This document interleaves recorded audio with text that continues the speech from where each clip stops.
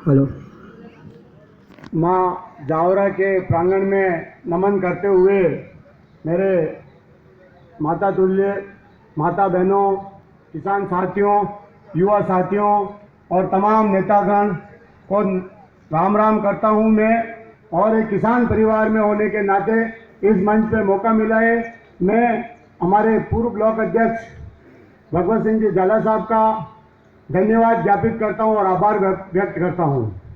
साथियों, आज माँ जावरा के चरणों में जो ये मौका मिला है बोलने का, आज एक सच्ची बात बोलना चाहता हूँ मैं। साथियों, आज आपको मालूम होगा कि चुनाव का जो वक्त है, आज भारतीय जनता पार्टी आपको बरगलाने का काम कर रही है और हमारे किसान भाइयों को, युवा भाइयों को रोजगार के नाम पर या सब्सिडी के नाम पर बरगलाने का काम कर रही है, जाति के नाम पर लड़वाने का काम कर रही है, धर्म के नाम पर लड़वाने का काम कर रही है।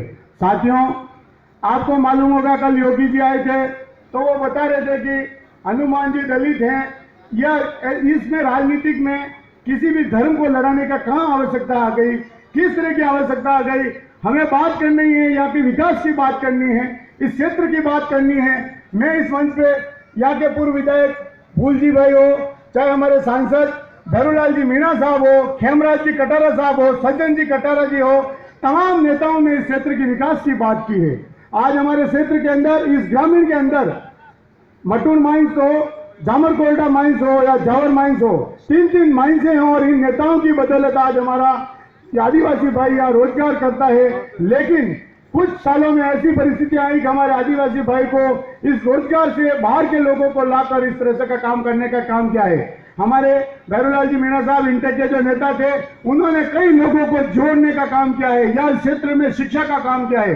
मैं बता सकता हूं, गौरव के साथ कह सकता हूं, इस क्षेत्र के लोग विदेशों में भी काम कर रहे हैं, युवा भाई हमारे।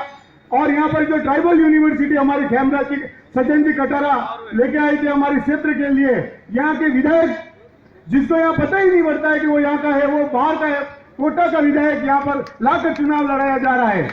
आज आप बहनों को पता होगा, मेरवाड़ी में कहावत है कि पीर का तो गंडक भी सुहाना लगे। अरे पीर का गंडक होता वो भी अपना लगता है, लेकिन वो तो साला कोटा का हमारे आदिवासियों का हक मार के यहाँ का आदिवासी आना चाहिए, यहाँ की भौगोलिक स्थिति मालूम होनी चाहिए।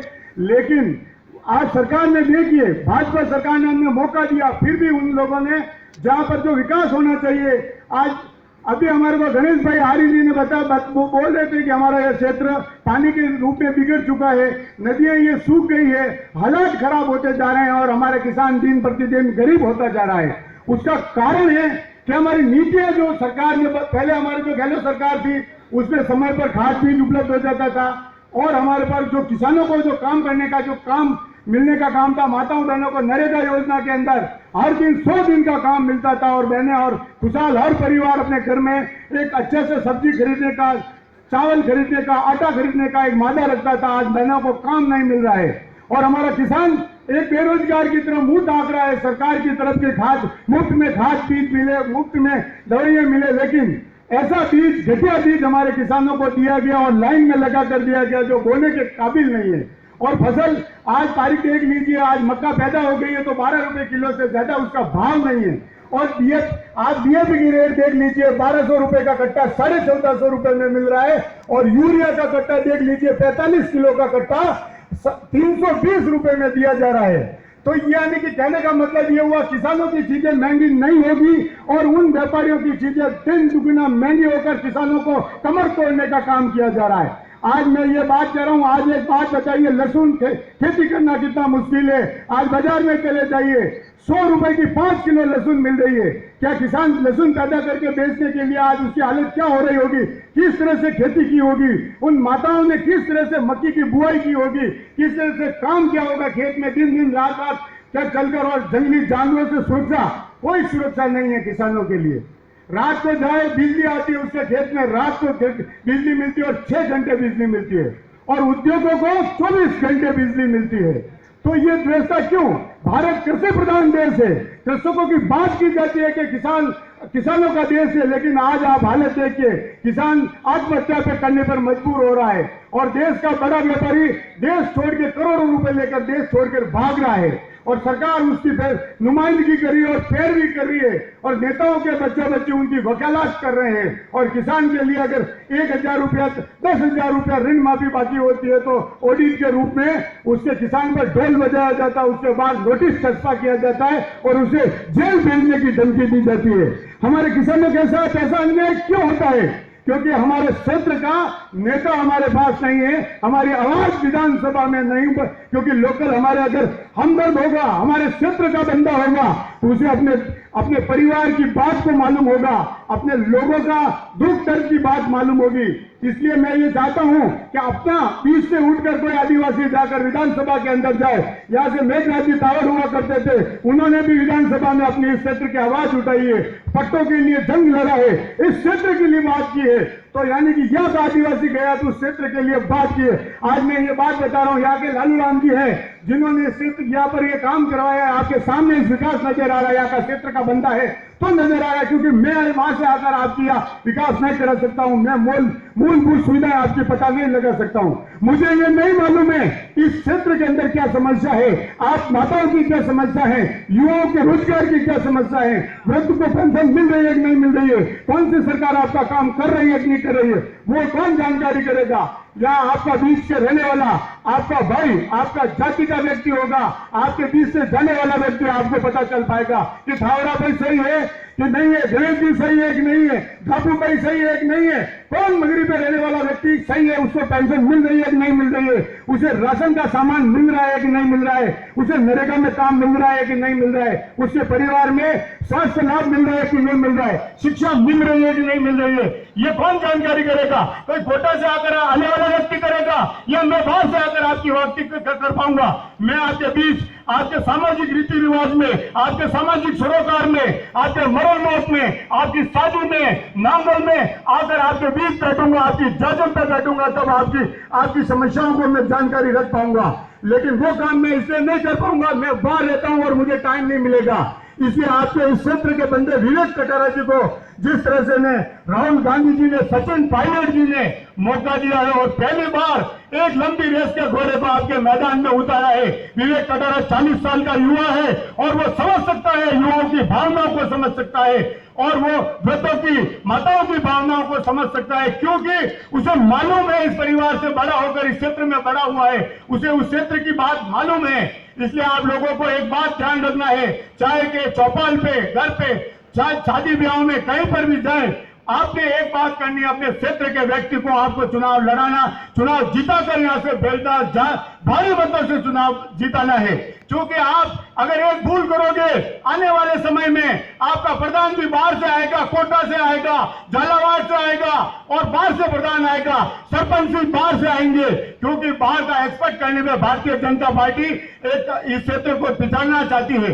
इस क्षेत्र का वजूद इतिहास रहा हुआ है, जावर माता का, जामेश्वर महादेव जी, जावर माता, गुप्तेश्वर महादेव जी जैसे धार्मिक स्थान इस क्षेत्र में है, 3-3 महिषे इस क्षेत्र में है और इस क्षेत्र के अंदर धार्मिक भावना जुड़ा हुआ ये क्षेत्र है। आदिवासियों का बेल्ट है, यहाँ पर आदिवासियों में बहुत से भैनेश्वर मेले जैसे आयोजन होते हैं और सब संप्रदाय साथ मिलकर काम करते हैं।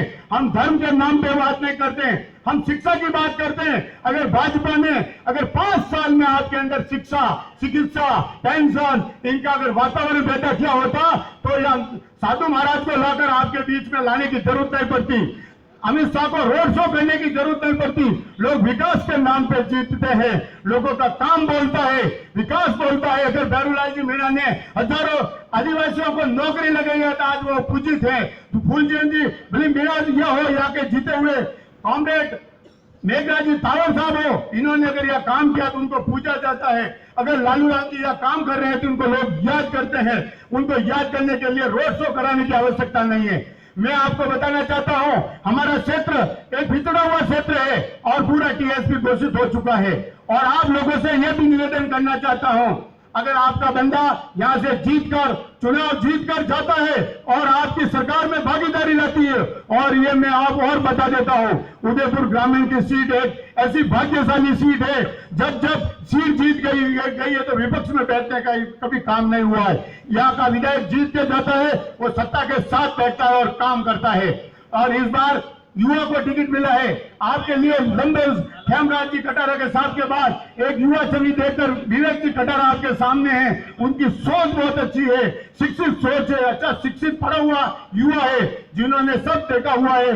और मैं तो आपको यही बात कहना चाहता हूं, युवा साथियों, आप सबसे एक बात मेरा निवेदन है कि आप भड़कलाने में ना आए, क्योंकि आने वाला समय आपके लिए बाहर के लोग आएंगे, आपको भड़काएंगे, लेकिन वो 7 तारीख के बाद जाने के बाद 5 साल बाद आएंगे। और 5 साल कितने दिन होते हैं दोस्तों? 1870 दिन होते हैं। और 1870 दिन जुर्म झेलना पड़ेगा आपको नीचे की जजन पे देखना पड़ेगा। आपका बीच का आदमी होगा, आप गांव में जाकर बात कर सकते हो, सामाजिक कार्यक्रमों में बात कर सकते हो। और बाहर के आदमी के सामाजिक कार्यक्रम इस क्षेत्र में नहीं होते हैं, वो कोटा में जाके करता है, यहाँ कोई काम कार्यक्रम नहीं होते हैं। अगर विवेक जी कटारा 12 बार रहते हैं, जावर माता या प्रतिदिन आना होता है, आपके बीच में रहने वाला नेता है। आपसे मेरा निवेदन है कि आप किसी भी तरह से बहकावे में न आए, क्योंकि जिस तरह की बातें की जा रही है, धर्म के नाम की बातें की जा रही है, आपको भड़काने की बात की जा रही है, क्योंकि अब विकास तो हुआ नहीं है 5 सालों में। किसी ने कोई विकास का कोई मजबूत स्तंभ तो तैयार हुआ नहीं है। अब धर्म, नानी तानी, गोत्र, जात, क्या जाति से विवाह करना है क्या हमारे को? अरे हमारे को तो शिक्षा चाहिए, हमारे बच्चों का मार्गदर्शन चाहिए, हमें चिकित्सा सुविधा चाहिए। हमारी माताएं पहले बीमार होते हैं, उन्हें चिकित्सा सुविधा चाहिए, अन्न चाहिए, गेहूं चाहिए, 100 दिन का काम चाहिए, हमें रोजगार चाहिए, हमारा चूल्हा बराबर जलता रहे, उसके लिए खाद्यान्न चाहिए। हमें क्या लेना देना, कौन किस जाति से है, कौन क्या मामा है, कौन क्या है, उसे क्या लेना देना है? हमारी माँ बैठी हुई है, भक्ति करेंगे तो हम यह भी कर सकते हैं, कहीं जाने की जरूरत नहीं, हमारे दिल में बैठे हुए हैं। श्री राम सबके है, किसी का ठेका नहीं ले रखा है। लेकिन एक पार्टी विशेष लोग जो कहते हैं श्री राम तो उनके हैं, हमारे तो कौन है? लेकिन ऐसा नहीं है, हम सब भगवान को सीने में लेके घूमने वाले लोग हैं। हमें किसी तरह से बहकावे में नहीं आना है। साथियों, हमारे और भी वक्ता हैं, बहुत सारे बोलेंगे, क्योंकि मैं एक किसान का बेटा हूं और मैं मंगलखेड़ा में रहता हूं। और खेती के लिए हमारे किसानों को किस तरह से सरकार ने बिजली हो चाहे पानी हो हर तरह से परेशान किया। यूरिया के लिए हमारे किसानों ने डंडे खाए हैं, लाइनों में लगे हैं। 8 दिसंबर को नोटों के लिए माताएं लाइनों में लगी है, बुजुर्ग लाइनों में लगे हैं, युवा लाइनों में लगे हैं। ये दिन मत भूलना युवा साथियों, जब जनता पूछती है 8 दिसंबर नोटों वाली बात करो तो कहते हैं राहुल जी नाना कौन थे? अरे जीएसटी की बात करते हैं तो उनकी जात क्या थी? अरे यार, तुम जो विकास की बात तुमने कर्म किए उस पर तो बात करो, हमसे जो सलाह वो बात करो। लेकिन ऐसा नहीं कहेंगे, क्योंकि आपको उलझाएंगे, वो उस जाति का है, वो परिवार का है, वो उसका है। अरे वो तो सब हमारा परिवार है, ये आदिवासी भाई, हम सब भाई भाई और परिवार हैं। हम यहाँ के लोग हैं, मरेंगे तो साथ मरेंगे, जिएंगे तो साथ जिएंगे। कंधा देगा तो हमारा आदिवासी देगा, तुम बाहर के आकर कंधा नहीं दोगे। हम हमारे आदिवासी के रीति रिवाजों और रस्मों को समझते हैं, हम लोगों को जानते हैं। हमारे यहाँ पर पीढ़ियां गुजर गई है, हमारे बाप दादाओं ने, इनके बाप दादाओं ने यहाँ सेवाएं की है। बाहर के आकर कोई यूं कहते नहीं, या तो घर ले लिया, मकान ले लिया। अरे यार, आपके जवर माइंस में क्या हुआ? बंगाल से, पश्चिमी बंगाल से लोग आके रह रहे हैं, उन्होंने मकान ले लिया, क्या वो आपसे रिश्तेदारी कर सकते हैं क्या? आपके परिवार के बीच बैठ सकते हैं क्या? ये झूठ बोलने की बात है, ये गलत बात को भड़काने का काम कर रहे हैं।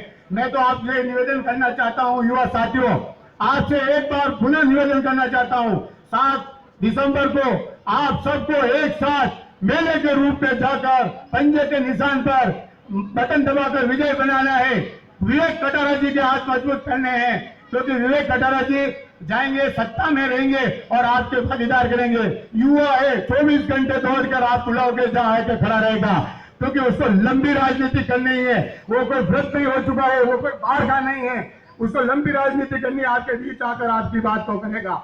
इसलिए मेरा निवेदन है कि आप सभी साथियों से एक बार पुनः मैं आपसे निवेदन कर रहा हूं कि 7 तारीख को हमारे विवेक भैया के हाथ को मजबूत करना है। जय हिंद, जय भारत, जय कांग्रेस। धन्यवाद विशाल जी, विष्णु जी। अब मैं निवेदन करूं